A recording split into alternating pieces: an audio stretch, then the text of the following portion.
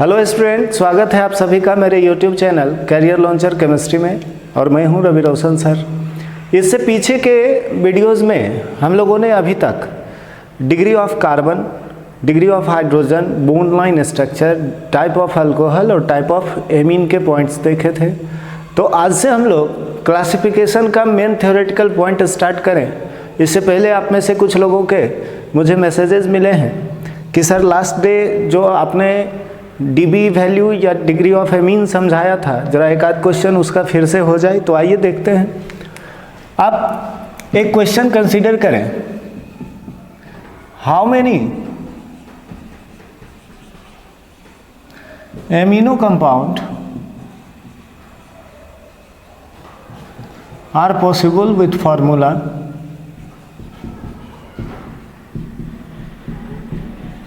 और molecular formula C4 H11 and also discuss degree of amines। तो इस question में आप जैसा कि देख पा रहे हैं दो पार्ट है। एक तो आपको उनके पॉसिबल स्ट्रक्चर्स सोचने होंगे और फिर हमारा लास्ट पॉइंट कह रहा है डिग्री ऑफ एमीन बताइए कि क्या है। तो इसके लिए सबसे पहले अगर हम लोग इसके आंसर के लिए स्ट्रक्चर्स को कंसीडर करते हैं तो देखिए फर्स्ट फॉर्म में जैसा कि आप फॉर्मूला देख रहे हैं C4H11N, तो इसके लिए मैं फर्स्ट स्ट्रक्चर कंसीडर करूंगा कि ये 4 कार्बन का स्ट्रेट चेन है जो NH2 के फॉर्म में है। आपने पिछले दिनों बॉन्ड लाइन स्ट्रक्चर देख लिया है, 1 2 3 4, ये 4 कार्बन हो गए, यहाँ 3 हाइड्रोजन, यहाँ 2, फिर यहाँ 2। तो आप उसे आप अच्छे से समझ रहे होंगे। सेकेंड केस में मैं 3 कार्बन का स्ट्रेट चेन रखता हूँ जिसके साथ NH2 कनेक्टेड है और सेकेंड कार्बन पे एक मिथाइल एज ए ब्रांच है। फिर अगले केस में मैं इसी का पोजिशनल आइसोमर अगर आपके लिए ड्रॉ करूँ तो ये मिथाइल 2 से चला जाएगा यहाँ। तो आप कुछ इस तरह से NH2 को कनेक्ट करते हैं और फिर इसके साथ कनेक्टेड है आपका मिथाइल। अगर हम चौथे स्ट्रक्चर के रूप में बनाएं तो आप देख सकते हैं इस कार्बन के साथ 3 मिथाइल कनेक्टेड है और यहाँ से NH2 जुड़ गया। स्ट्रक्चर नंबर 5 के लिए आप रख लें 3 कार्बन के स्ट्रेट चेन के साथ NH का फॉर्म है और लास्टली इससे एमीन कनेक्टेड है। छठे स्ट्रक्चर में हम लोग रखते हैं कि यहाँ जो बीच में सेकेंडरी कार्बन है अगर वो कनेक्ट हो जाए एमिनो ग्रुप से तो NH के साथ फिर से मिथाइल है। और सातवें स्ट्रक्चर के फॉर्म में अगर हम लोग लें तो NH और फिर इधर से 2 कार्बन का साइड चेन रखता हूँ और जो 8वां स्ट्रक्चर होगा इस मॉलिक्यूल के लिए this is ethyl connected with 2 methyl separately with nitrogen. अब अगर हम लोग यहाँ से डिग्री डिसाइड करते हैं तो आपने देखा कि इस फार्मूला के टोटल 8 स्ट्रक्चर्स हुए। तो इनके लिए देखिए फर्स्ट फॉर्म में मेरा लास्ट में NH2 आ रहा है। दैट मीन्स अगर पीछे का वीडियो आपने देखा है तो आपने वहाँ पे पढ़ रखा है। जो लोग नहीं देखे हैं वो फिर से रिपीट पीछे का वीडियो देख सकते हैं, डिग्री ऑफ एमीन का वहाँ चर्चा है। उसमें हम लोगों ने देखा था कि अगर नाइट्रोजन 1 कार्बन से कनेक्टेड है तो एमीन प्राइमरी होगा, 2 कार्बन से कनेक्टेड है सेकेंडरी होगा, 3 कार्बन से कनेक्टेड है टर्सरी होगा। अदरवाइज सिंपली आप ध्यान में रखें कि ओपन चेन के लिए अगर NH2 का फॉर्म है तो प्राइमरी होगा, NH का फॉर्म है सेकेंडरी होगा और सिर्फ N है तो टर्सरी होगा। तो इस तरह से अगर हम फर्स्ट फॉर्म के लिए अपना आंसर लिखें तो this is primary amine. Next अगर आप देखिए सेकेंड स्ट्रक्चर में भी NH2 आपको दिख रहा है तो दिस इज प्राइमरी एमीन। या आप ऐसा भी सोच सकते हैं ये नाइट्रोजन 1 कार्बन से कनेक्टेड है। सिमिलरली यहाँ भी आपका आंसर होगा प्राइमरी एमीन और यहाँ भी आपका आंसर हो जाएगा प्राइमरी एमीन। तो इसी के लिए मैं 1 डिग्री एमीन लिख रहा हूँ। अब अगर अगले केस में देखिए यहाँ पे NH है तो ये सेकेंडरी एमीन, फिर यहाँ भी NH है सेकेंडरी एमीन, यहाँ भी NH है सेकेंडरी एमीन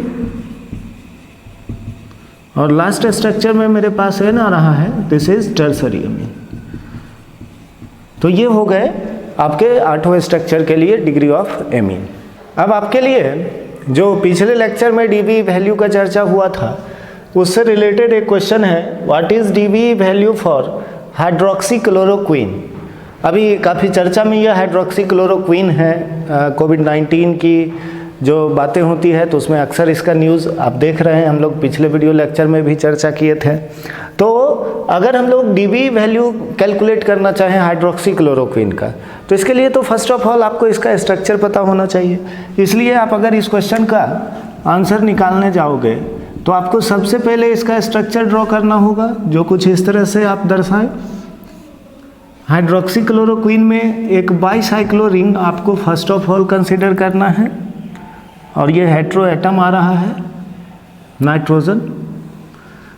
दोनों रिंग में आप सिंगल डबल अल्टरनेट बॉन्ड डालेंगे। यहाँ पे लेफ्ट साइड टॉप के कार्बन के साथ क्लोरीन लगा दें, यहाँ पे NH और फिर इसके आगे CH जिससे कनेक्टेड होगा CH3। इसके आगे CH3 का अगर हम देखें तो CH के साथ CH3 कनेक्टेड होने के बाद आगे मिथिलीन ग्रुप 3 बार होता है, तो CH2 CH2 CH2 आप 3 बार लिखो, या इसी को आप होल 3 कर दें यहाँ पर, तो अब आप समझ रहे होंगे। आगे नाइट्रोजन के साथ CH2 CH2 OH। अब अगर हम इस नाइट्रोजन के साथ देखें तो एक वैलेंसी अभी इसका बच रहा है जो कि इथाइल ग्रुप होता है, तो CH2 CH3। This is structure of hydroxy chloroquine. अब यदि आपने हाइड्रोक्सी क्लोरोक्वीन का स्ट्रक्चर बना लिया तो उसके बाद जैसा कि हम लोग पिछले क्लास में चर्चा किए थे, हमें IHD और DB वैल्यू कैलकुलेट करना है। अब देखिए इसके लिए हम लोग कुछ इस तरह से कैलकुलेट करेंगे। यहाँ पे आप देख पा रहे हैं 5 बार डबल बॉन्ड आ रहा है, तो 5 डबल बॉन्ड और 2 रिंग है +2, तो यहाँ आपका ओवरऑल डीबी वैल्यू कितना हो जाएगा 7, क्योंकि यहाँ ओपन चेन का जो भी आपको स्केलेटन दिख रहा है इसमें कहीं मल्टीपल बॉन्ड्स तो है नहीं, इसलिए यहाँ सीधा हमने डीबी वैल्यू कैलकुलेट किया। तो 5 डबल बॉन्ड और 2 रिंग को आप ऐड कर लेंगे, इसलिए हाइड्रोक्सी क्लोरोक्वीन के लिए अगर डीबी वैल्यू आप सोच रहे हैं तो इसका सही आंसर होगा 7। अब जैसा कि हम लोगों के चैप्टर का मेन हेडिंग था क्लासिफिकेशन ऑफ ऑर्गेनिक कंपाउंड्स, तो अब उसके मेन थ्योरेटिकल पॉइंट्स को हम लोग शुरू करने जा रहे हैं। ऑर्गेनिक कंपाउंड के क्लासिफिकेशन में आपको 2 बेसिस बनाए गए हैं। First one is skeleton of carbon, जिसे हम लोग अभी स्ट्रक्चर के हेडिंग से लिख रहे हैं, और जो दूसरा बेसिस होता है ऑर्गेनिक मॉलिक्यूल्स के क्लासिफिकेशन का, वो हम लोग आगे के वीडियो लेक्चर्स में देखेंगे, वो होते हैं प्रेजेंट फंक्शनल ग्रुप के बेसिस पे। तो अगर हम लोग स्ट्रक्चर के बेसिस पे ऑर्गेनिक मॉलिक्यूल्स को क्लासिफाई करें तो इसका 2 मेन कैटेगरी है, ओपन चेन और क्लोज चेन, फिर उनके अन्य सब कैटेगरीज हैं। तो फर्स्ट ऑफ ऑल आपको मैं एक टॉपिक समरी यहाँ पर दिखाना चाहूँगा। तो अगर हम लोग ऑर्गेनिक कंपाउंड्स को अकॉर्डिंग टू स्ट्रक्चर क्लासीफाई कर रहे हैं तो इनके 2 मेन कैटेगरीज हो गए। First one is open chain compound, हालांकि इनके लिए और भी नाम है बट अभी मैं एक ही नाम लिख रहा हूँ, फिर जब हम लोग पॉइंट वाइज इनको पढ़ेंगे तो वहाँ मैं और भी नाम आपको दिखाऊंगा। Second is close chain compound, also called cyclic compound और रिंग कंपाउंड। अब यदि हम लोग ओपन चेन कंपाउंड के लिए सोचते हैं तो फिर इनका फर्दर क्लासिफिकेशन 2 बेसिस पे किया गया है। अगर हम लोग ब्रांचिंग के अनुसार सोचें तो these are unbranched compound and branched chain compound, also named as branched compound, या आप किसी किसी बुक में इसी को ब्रांच चेन कंपाउंड देखते हैं। दूसरा जो बेसिस है, this is bond between carbon carbon. आपको कार्बन अदर एटम के बीच बॉन्ड को नहीं देखना है, आपको कार्बन कार्बन के बीच जब आप बॉन्ड देखेंगे तो इस बेसिस पे ओपन चेन के कंपाउंड दो तरह के होते हैं, जैसा कि आप बेसिक क्लास में भी पढ़ चुके होंगे, सैचुरेटेड और अनसैचुरेटेड। तो these are saturated compounds and unsaturated compounds. तो ये क्लासिफिकेशन हो गया आपका ओपन चेन के लिए। फिर आते हैं हम लोग क्लोज चेन के केस में। अगर सोचें तो क्लोज चेन के कंपाउंड्स के लिए आप देखोगे तो दो मेन कैटेगरी होते हैं यहाँ पर। फर्स्ट वन आर कार्बोसाइक्लिक और होमोसाइक्लिक। तो पहला जो कैटेगरी है हम लोगों का ये है कार्बोसाइक्लिक और होमोसाइक्लिक कंपाउंड, और दूसरा जो कैटेगरी बनता है दीज आर हेट्रोसाइक्लिक कंपाउंड्स। अब हेट्रोसाइक्लिक कंपाउंड्स के लिए मैं आपको एक अलग से वीडियो लेक्चर पोस्ट करूंगा, उसमें इसके नेमिंग की बातें होंगी, स्पेशली इनके कुछ कंडीशंस होंगे, तो उसको हम लोग बाद में आगे के वीडियो लेक्चर्स में देखते हैं। अभी फ़िलहाल अगर हम लोग कार्बोसाइक्लिक या होमोसाइक्लिक कंपाउंड्स की बात करें तो फिर इनका दो कैटेगरी, इन्हें आप एलिसाइक्लिक कंपाउंड और एरोमेटिक कंपाउंड के रूप में लिखते हैं। लेकिन यहाँ हम लोगों को ध्यान रखना है कि ऐसा कोई कंपल्सेशन नहीं है कि आपके होमोसाइक्लिक कंपाउंड ही एरोमेटिक होंगे। हेट्रोसाइक्लिक कंपाउंड भी ऑलमोस्ट आपको एरोमेटिक होते हैं। अगर हम होमोसाइक्लिक केस में ही देखें तो aromatic, non aromatic, anti aromatic तीनों कैटेगरीज होते हैं, जिनके लिए हम लोगों को एक अलग से हकल्स रूल पढ़ना है अभी।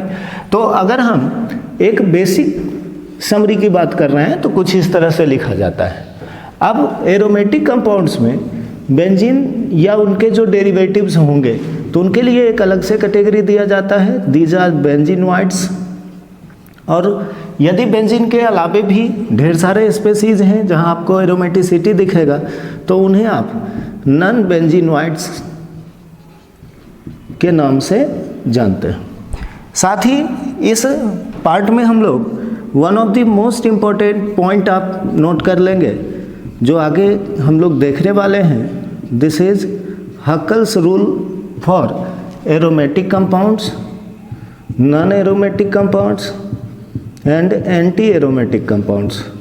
तो ये पॉइंट जो है आपका हकल्स रूल का, एरिक हकल रूल, ये one of the most important point है जो आपके जेईई मेन या नीट लेवल के क्वेश्चंस को सॉल्व करने में आपको काम देता है। तो फिलहाल ये समरी आप नोट करें, फिर इसके आगे के पॉइंट हम लोग आगे देखते हैं। अब इसके आगे हम लोगों का जो मेन हेडिंग है this is open chain compound, जिसके लिए आप देख सकते हैं मैंने दूसरा नाम एसाइक्लिक कंपाउंड या तीसरा नाम एलिफेटिक कंपाउंड रखा है। तो अगर हम लोग ओपन चेन और क्लोज चेन के बीच एक प्रैक्टिकल एग्जाम्पल से डिफरेंस समझें, उसके बाद मैं डिफिनीशन पे आता हूँ, तो आपके लिए इस डिफिनीशन को समझना बेहतर होगा। आप फॉर एग्जांपल कंसिडर करें कि आपके साइकिल में या बाइक में एक चेन होता है, वो जब तक ठीक हो तब तक वो क्लोज चेन स्टेट में है, लेकिन अगर बीच से एक पॉइंट निकल गया या हम आप उसका एक पॉइंट निकाल दें कभी, तो वो क्लोज चेन से कन्वर्ट हो जाएगा ओपन चेन के लिए। दूसरे एग्जाम्पल पे मैं आता हूँ। दूसरे एग्जाम्पल के तौर पे सोचिए कि अगर कोई लेबर या कोई फार्मर अपने खेत जाते हैं, ग्रामीण क्षेत्रों में आपने देखा होगा, तो वो मवेशी के लिए चारा या घास फूस लाते हैं। तो उनके हाथ में जो रस्सी होता है नॉर्मली वो खेत जाते समय कहीं से कनेक्टेड नहीं होता एक दूसरे से। दैट मीन्स जब कोई लेबर या कोई फार्मर खेत जा रहे हैं तो उस टाइम उनके हाथ में जो रस्सी है या रबर है, लाइक कुछ भी, आप उसे ओपन चेन माने। लेकिन उसी रस्सी को, उसी रबर को जब वो घास में लपेट के आ रहे हों तो वो क्लोज चेन होता है। तो अगर हम लोग ओपन चेन कंपाउंड की बात करते हैं तो इसका मतलब है कि आपके कार्बन कार्बन का स्केलेटन कुछ इस तरह से होना चाहिए कि कोई भी क्लोज रिंग या साइकिल फॉर्म नहीं करेगा। इसका जो दूसरा नाम है एसाइक्लिक, यहाँ हम कुछ इस तरह से समझें, ये जो लेटर ए है दिस रिप्रेजेंट एंटी, और एंटी का अर्थ विरोधी होता है। तो अगर हम साइक्लिक कंपाउंड में देखेंगे तो वहाँ रिंग और साइकिल फॉर्म करते हैं, क्लोज चेन फॉर्म करते हैं, और यहाँ उसका विरोध होना है, उसका एंटी मीनिंग रिवर्स स्टेट, तो हम कह सकते हैं कि कोई रिंग या साइकिल नहीं बनना चाहिए, इसलिए इसे एंटी साइक्लिक या ए साइक्लिक कहा जाता है। तीसरा वर्ड है आपका एलिफैटिक। ये जो एलिफैटिक वर्ड है, this word is coined from Greek term एलिफैटोस मीनिंग फैट्स। अगर हम ओपन चेन कंपाउंड के मेंबर्स की बात करें तो इनमें से कई मेंबर्स आइदर प्लांट या एनिमल के फैट से आइसोलेट हुए, इसलिए उनको एलिफैटोस मीनिंग एलिफैटिक कंपाउंड भी कहते हैं। तो इसलिए हम लोग डेफिनेशन में लिख सकते हैं कि such organic compound in which carbon carbon atoms are present in such a way that no any ring or cycle can be formed.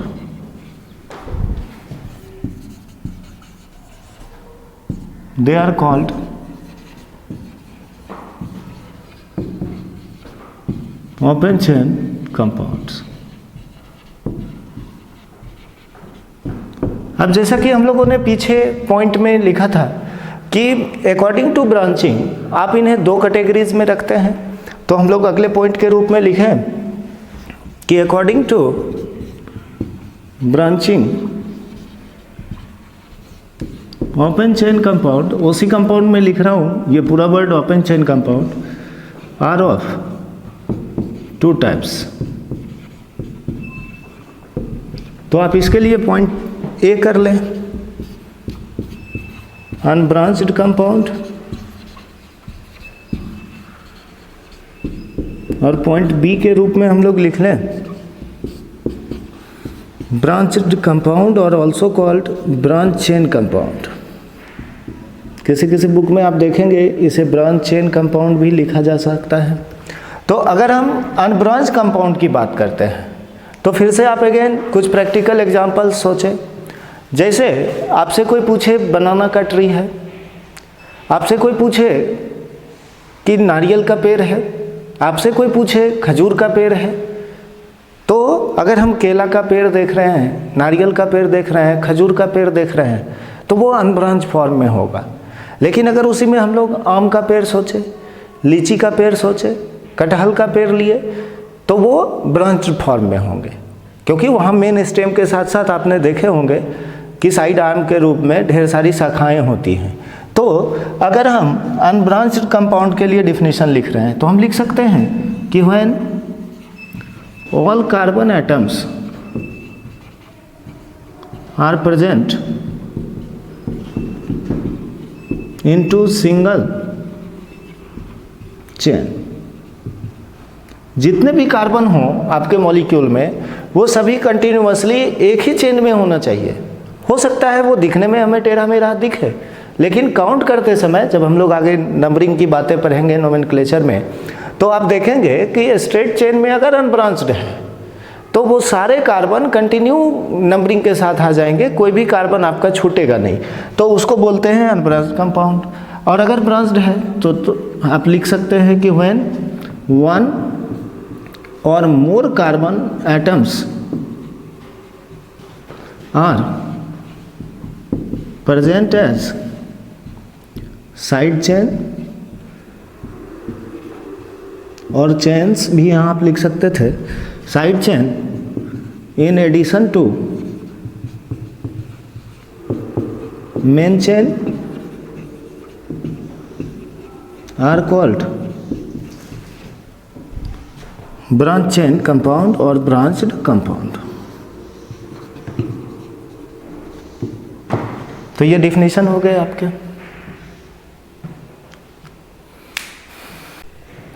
अब यदि हम लोग कार्बन कार्बन के बीच प्रेजेंट बॉन्ड के अनुसार सोचते हैं तो ऑर्गेनिक मॉलिक्यूल्स के ओपन चेन कंपाउंड में जब आप देखोगे तो उनके दो कैटेगरीज होंगे, saturated and unsaturated.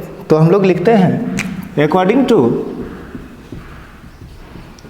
Number of bonds between carbon carbon atoms open chain compound, उसी कंपाउंड फिर से मैं शॉर्ट में लिख रहा हूँ, आर ऑफ टू टाइप्स। और यहाँ जैसा कि आपने समरी के पॉइंट में इंडिकेट किया था वो आपके ध्यान में होगा, तो यहाँ पे हम लोग फर्स्ट पॉइंट रखेंगे सैचुरेटेड कंपाउंड, और सेकेंड पॉइंट है हम लोगों का अनसैचुरेटेड कंपाउंड। हम लोग डिफिनीशन लिखें उससे पहले एक चीज़ आप अक्सर बुक्स में देखते होंगे कि इन सैचुरेटेड कंपाउंड्स में जो मोस्ट कॉमन एग्जाम्पल है अल्केन्स का, उन्हें पैराफिन्स भी कहा जाता है। मीनिंग अगर हम लोग सैचुरेटेड कंपाउंड के फॉर्म में अल्केन को कंसीडर करें तो alkane are also called paraffins. अब अगर हम इस वर्ड पैराफिन्स पे देखें तो ज़रा इसको समझते हैं, फिर हम लोग इस डिफिनीशन पे आएंगे।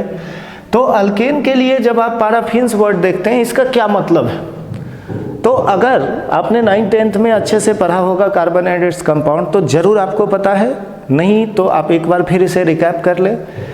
यहाँ जो पैराफिन्स वर्ड है ये दो ग्रीक वर्ड का कॉम्बिनेशन है। किसी किसी बुक में आपको पारा दिखता है, अदरवाइज इसे हम पैरम लिखा हुआ भी देख सकते हैं, प्लस एफिनम। तो इन दोनों ग्रीक वर्ड के कॉम्बिनेशन से बना है आपका पैराफिन्स वर्ड। तो पारा का जो इंग्लिश मतलब है दिस इज लिटिल और लेस आप लिख लें, एंड एफिनम मीनिंग रिएक्टिव हीटिंग। तो होता क्या है, अदर किसी भी हाइड्रोकार्बन का जो फॉर्म है अल्कीन अल्कायन उनसे आप कंपेयर करें तो अल्केन्स का रिएक्टिविटी काफ़ी कम होता है, these are very less reactive, so called paraffins. तो आप इस चीज़ को ध्यान में रखें। अदरवाइज अब हम लोग एग्जाम्पल की ओर या डिफिनीशन पहले लिख लेते हैं। तो सैचुरेटेड कंपाउंड्स के लिए आपका डिफिनीशन होगा such open chain compounds in which there are only single covalent bond between carbon carbon atoms. तो अगर कार्बन कार्बन एटम्स के बीच सिर्फ सिंगल बॉन्ड हो तब आप सैचुरेटेड कहते हैं, और अगर मल्टीपल बॉन्ड हो तो उनके लिए हम लोग लिख सकते हैं such open chain compounds in which multiple bonds, या ऐसा भी आप लिख सकते हैं either one or more multiple bonds are present between carbon carbon atoms. तो उसको हम लोग कहते हैं अनसैचुरेटेड कंपाउंड। अब आपके लिए अभी कुछ एग्जांपल्स दिए जा रहे हैं जिसमें आपको डिसाइड करना है कि वो मॉलिक्यूल सैचुरेटेड है या अनसैचुरेटेड है। तो इसके लिए आइए देखते हैं कुछ एग्जांपल। आपको क्वेश्चन कह रहा है which of following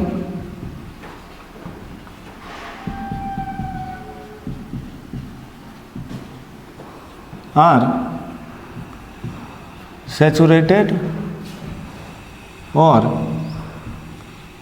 unsaturated compounds.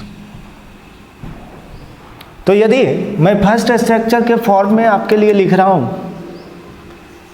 3 carbon का एक स्केलेटन बना हुआ है आपके लिए।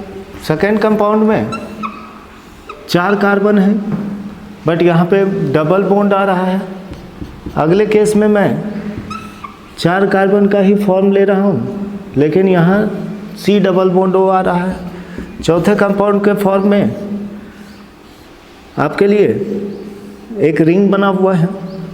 5वें कंपाउंड के फॉर्म में कुछ इस तरह से कंटिन्यू डबल बॉन्ड 2 बार है और अल्टरनेटिव फॉर्म पे ही रख लेते हैं। छठा केस है आपके लिए यहाँ पे डबल है, फिर ट्रिपल है, फिर लास्ट में डबल है। अब अगले कंपाउंड के रूप में C double bond O and again C double bond O। अब इन कंपाउंड्स में अगर हमें डिसाइड करना है कि कौन सा सैचुरेटेड है और कौन सा अनसैचुरेटेड, तो देखिए फर्स्ट कंपाउंड जो होगा इसमें आप देखें 1 2 3, यहाँ तीनों कार्बन में जो कार्बन कार्बन के बीच बॉन्ड है वो सिंगल बॉन्ड है, इसलिए आपने फर्स्ट केस में आंसर लिखा सैचुरेटेड कंपाउंड।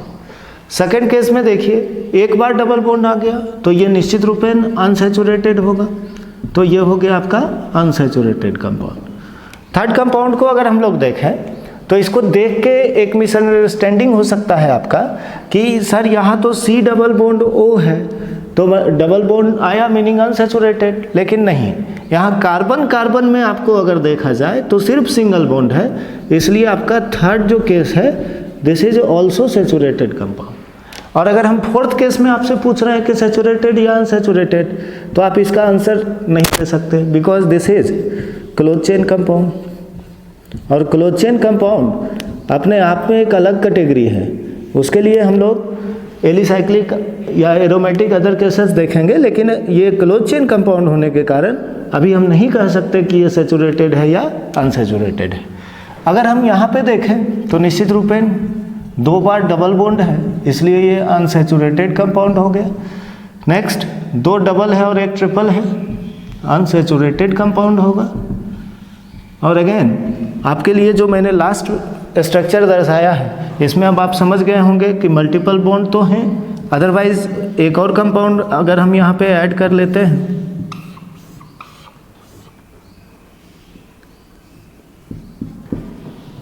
अब यदि हम लोग अगले कंपाउंड्स के लिए देखते हैं तो यहाँ पे देखिए मल्टीपल बॉन्ड तो हैं, लेकिन ये जो डबल बॉन्ड आ रहा है ये कार्बन और ऑक्सीजन मीनिंग अदर का केस है।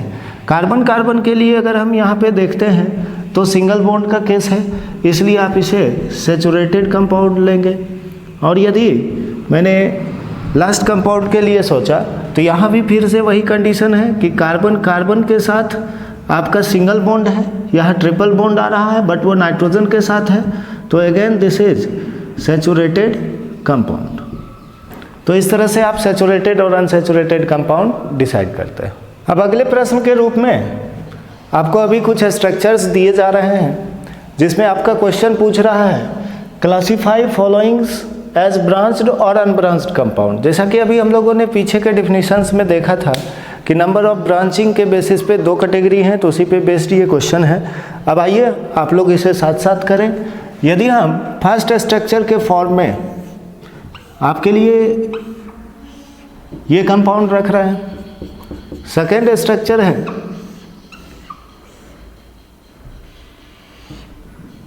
थर्ड केस,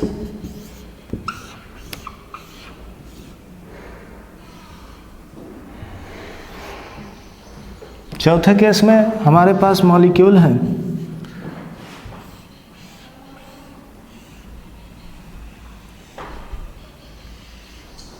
और पांचवा कंपाउंड हम लोगों के लिए गिवन है। सपोज करिए ये बॉन्ड लाइन स्ट्रक्चर। छठे केस में